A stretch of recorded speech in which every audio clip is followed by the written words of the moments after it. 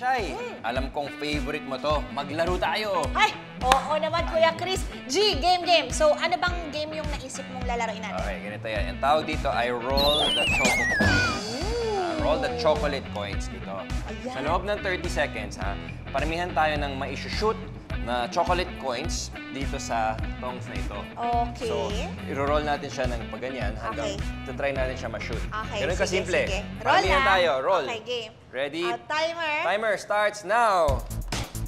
Hirap. Hoy, roll, hindi slide ah. Nagsaslide siya.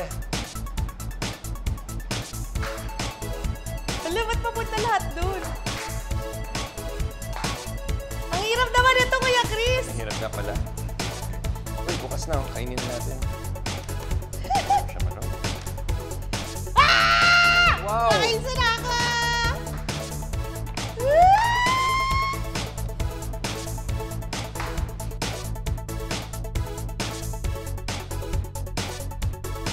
Oh! One.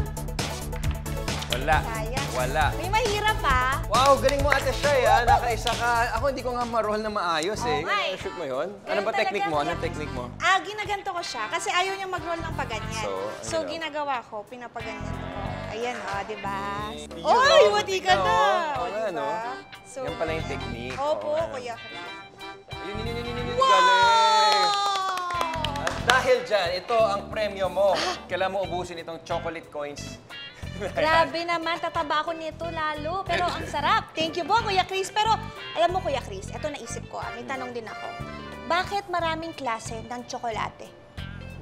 Very good question Diba? yan. Oo. At para masagot ang tanong mo, panoorin natin ito. Sige. Saan ba nagmula ang favorite dessert ng lahat? Ang chocolate. Gawa ang chocolate sa cacao beans na native sa Central at South America. Iniihaw at pinapatayo ang beans para maging cocoa beans ito.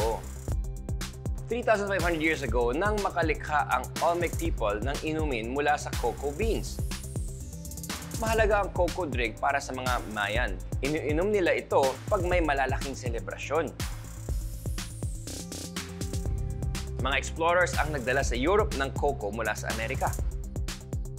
Ang mga Europeans na hinahalo ang cocoa sa iba't ibang ingredients tulad ng sugar, cinnamon at ibang spices. Nagawa rin nilang powder ang cacao beans at na-incorporate nila ito sa mas maraming pagkain.